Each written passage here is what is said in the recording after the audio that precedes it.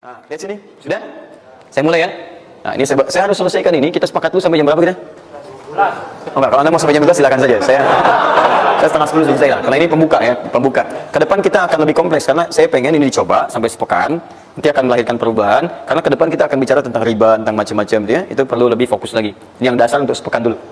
Siap ini ya? Yuk kita mulai. 1. Rizki lewat ikhtiar atau usaha. Saya boleh teman-teman sekalian buka ini ya? Ini udah? Udah. Ya. Udah. 1 yang lewat usaha itu ikhtiar. Ya, buka Quran surah 39, Quran surah 53 ayat 39. An-Najm ayat 39. Wa allaysa lil insani illa ma sa'a. Wa allaysa lil insani illa ma sa'a. Wa allaysa lil insani, bahkan setiap manusia itu, awas, illa ma sa'a, akan mendapatkan rizki, akan mendapatkan hasil dari apa yang telah ia usahakan dengan sungguh-sungguh. Jadi kalau Anda ingin mendapatkan apapun, mau dapat pahala, dapat rizki, dapat ini, dapat itu, maka semua bergantung yang pertama pada tingkat kesungguhan usaha Anda. Usaha yang serius, yang sungguh-sungguh disebut dengan sa'a, yas'a, sa'yan. Sa'a, yas'a, sa'yan.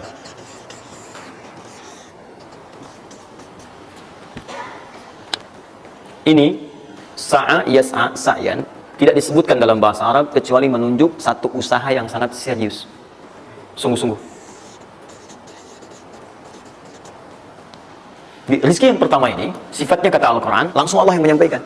Kalau Anda mau mendapatkan rizki itu, baik yang sifatnya materi, uang, rumah, mobil, pakaian, makanan dan sebagainya, maka Anda mesti serius usaha. Usaha yang serius. Saya belum bicara bagaimana cara usahanya. Tapi Quran ingin membangun komitmen dulu. Anda mau usaha nggak? Anda usaha, saya kasih kata Allah. Tapi kalau Anda nggak usaha, nggak akan turun rezeki. Ya, nggak ada rezeki turun dengan cuma diam aja. Nggak ada. Anda mesti usaha. Saat saya berada di Mesir, ada 2 mahasiswa itu saling, mereka paham Quran. Mereka diskusi ingin membuktikan kebenaran Quran. Yang satu cara berpikirnya benar, yang satu keliru. Yang satu berkata, Allah kan sudah jamin rezeki kita akan diberikan, ya kan?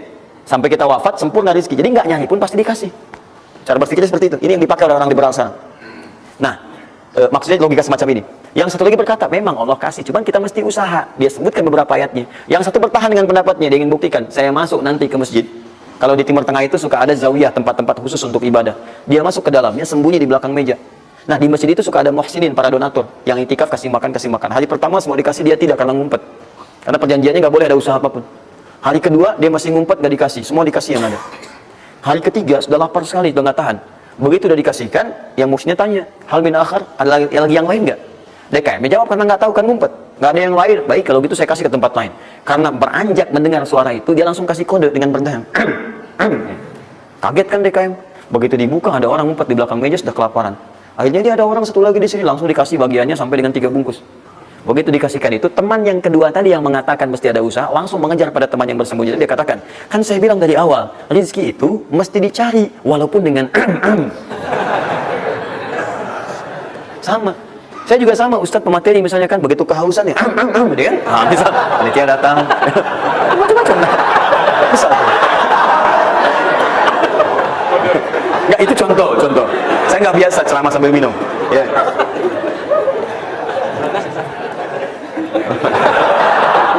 Jelas ya? Nah, jadi prinsip yang pertama, kita harus punya komitmen yang kuat dengan Allah. Kata Allah, kerja ya kerja. Kata Allah, usaha ya usaha, jangan diam. Di usaha itu sepanjang keluar yang disebut usaha dari dalam tubuh kita, kaki melangkah, tangan bergerak gitu kan, kemudian mulut berbicara, bersuara, atau telunjuk menunjuk aja, ada usaha, rezeki turun. Apa butuh pembuktian lagi? Tuh lihat di berapa belokan-belokan tuh, cuman orang begini, prit, 1.000, makasih Pak, 2.000, makasih Bos, ya kan, 5.000, paman. Oh. Jelas ya? Paham ya? Nah, ini yang pertama, usaha yang serius. Nah, ini langsung dicontohkan oleh Allah. Bahkan kalau Anda serius, nah, perhatikan, ini jejaknya langsung ditemukan dan diabadikan dalam Al-Quran. Ada beberapa tahapan yang mesti kita tahu. 1, 2, 3. Perhatikan cara keseriusan digambarkan dalam Al-Quran. Teman-teman, kalau saya sebutkan sa'ah dalam Al-Quran, mungkin agak banyak kita mencarinya, butuh energi. Tapi kalau saya ilustrasikan begini, antum insya Allah akan lebih cepat menemukan. Kalau kita haji atau umrah, kemudian ada ritual setelah tawaf namanya apa? Sa'i. Apa itu sa'i? Tuh kan lari kecil. Kalau lari besar, maraton. Kan sudah saya tuliskan di atas. Sa'i itu kan dari sini tulisannya. Ya. Dari mana sa'i itu? Safa ke Marwah. Ya, buka Quran surah kedua ayat 158. Paling kiri di pertengahan. Innas safa wal marwata min sya'airillah. Faman hajjal bait aw i'tamara fala junaha alaihi ay yatawafa bihima. Man tatawwa khairan fa innallaha syakirun alim. Lihat sini. Ibadah ini kenapa dinamakan dengan sa'i? Dan sementara orang sekarang agak kurang tepat menerjemahkan dengan lari-lari kecil. Itu dalam bahasa Arab lari kecil bukan sa'i. Dalam bahasa Arab lari-lari kecil itu bukan sa'i. Ingat baik-baik kalimat ini. Kenapa dinamakan dengan sa'i? Karena di tempat ini pernah ada satu sosok yang sangat bersungguh-sungguh untuk berusaha. Sangat serius untuk mendapatkan rizki dari Allah Subhanahu wa taala. Sosok ini datang, diantarkan oleh suaminya. Kemudian ketika diantarkan, ternyata ini yang paling menarik. Ini yang saya berikan 3 panah ini. Diabadikan kisah ini di Quran surah ke-14 ayat ke-37. Pertama diantarkan. Ya, begitu tiba suami istrinya dengan anak yang baru lahir, tiba-tiba langsung bermohon kepada Allah. Perhatikan, bukankah Allah pemilik rezeki? Masih ingat tadi teori di awal? Pusat rezeki ada di mana? Baik. Nah, ini teman-teman sekalian, kaidah yang pertama. Kalau antum ingin berikhtiar berusaha, maka hal yang pertama dilakukan adalah mendekat dulu kepada pemiliknya. Mohon minta kemudahan, minta petunjuk, minta kenyamanan, minta keberkahan. Itulah sebabnya sebelum kita berangkat, kita sholat dulu. Sholat subuh, sholat fajar, menghadap, usahakan.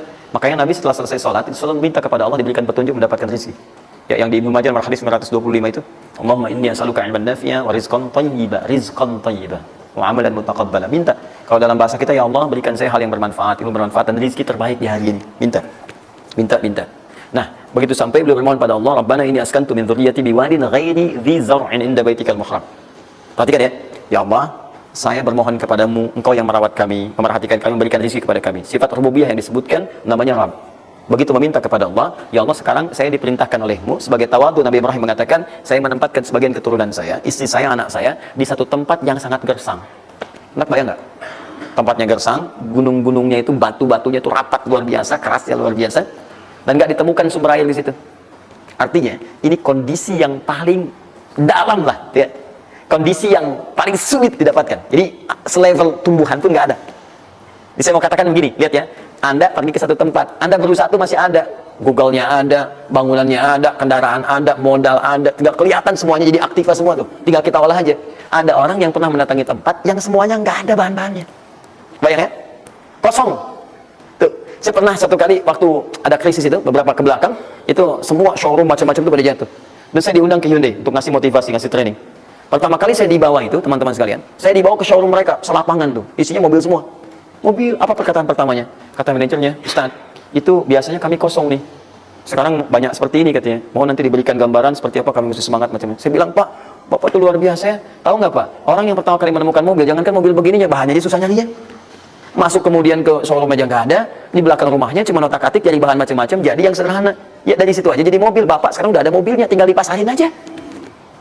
Nah sekarang banyak orang banyak mengeluh. Nabi Ibrahim dulu cuma bawa istrinya ke tempat yang gersang luar biasa, nggak ada potensi apa-apa, materinya kosong, itu gersang, tumbuhan nggak tumbuh.